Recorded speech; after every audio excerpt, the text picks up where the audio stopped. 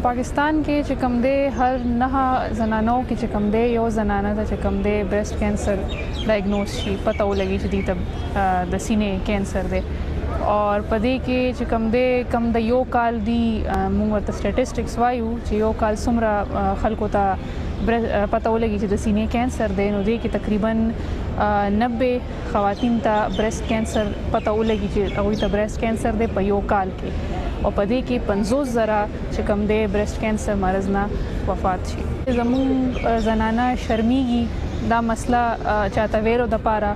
او هغوی کور کې حالات هم داسې نه وي چې دې مسلې دپاره څوک ډاکټر ته بوځي یا هغوی ته دا وي چې که زنانه سرجنه وي نو هله ځو که نه ځو نو نږدې ورسره اکثر داسې فیمیل سرجن نه وي نو ځکه هغوی تلو نه کتراویږي چې یاره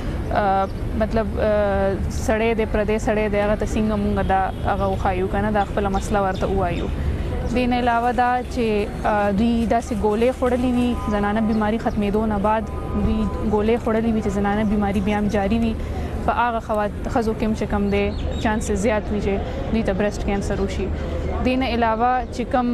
زنانه ماشوم ته د بوتل والا پی ورکوي او سینې والا پی نه وي ورکړي هغوی کې هم زیات هغه دا وي چې دوی ته وشي. دې نه علاوه چې مور خور داسې خاندان کې چې دا بیماري وي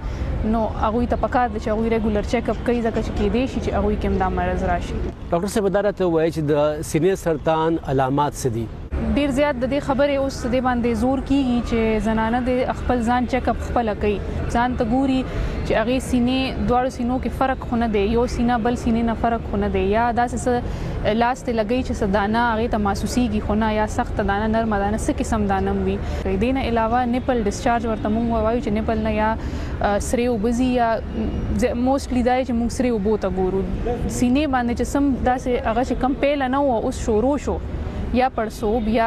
پیپ را روان دی یا وینه را روانه ده نو دا پکار دی چې هغه چک کړي خپله خو دې چک کوي خو چې که داسې علامات راشي نو هغه ته نظر ډاکټر سره مشوره وکړي په دې باندې. ډاکټر صاحب د سینې د سرطان د نه احتیاط ممکن دی که څوک غواړي چې د ځان بچ کړي؟ احتیاط دا دی چې یو خو دا دی چې ته ښه ډایټ ښه لګي لکه خوراک چې کم دی ښه خوراک کوئ بل دا چې ماشوم ته خپل پی ورکوئ وزن که تاسو زیات وي وزن زیاتولو کمولو تاسو کوشش وکړئ. دې نه علاوه خپل پی ماشوم ته ورکوئ. چې دا راته ووایي چې د سینې د سرطان د ناروغي چې ده نو دا په کوم عمر کې د دې لګېدو زیات چانسز وي یعنی د کوم عمر خلک چې دي نو هغه زیات د خطر سره مخامخ دي؟ 15 کالو نه پس چې کوم دی د دې چانسز زیات وي چې دا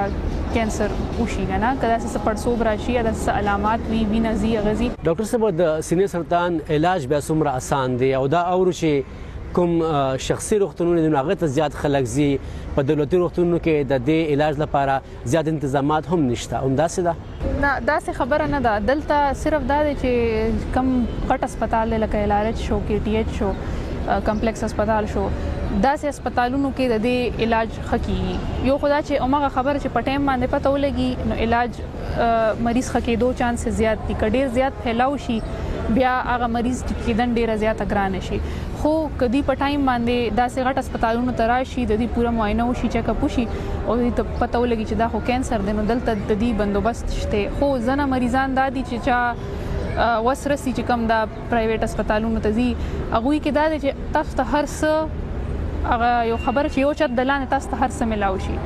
او غټ اسپتالونو کې دا مسله ده چې کړاک ډېر زیات دی دلته لاړ شه هلته لاړ شه هلته لاړ شه نو چې چا وس رسي هغوی کوشش دغه وي چې هغوی داسې اسپتالونو ته ورشي. باقي ډېره اوس هم دلته ډېره زیاته فلو ده داسې خبره نه ده مریضان اوس هم دلته راځي خو په موږ باندې د ټول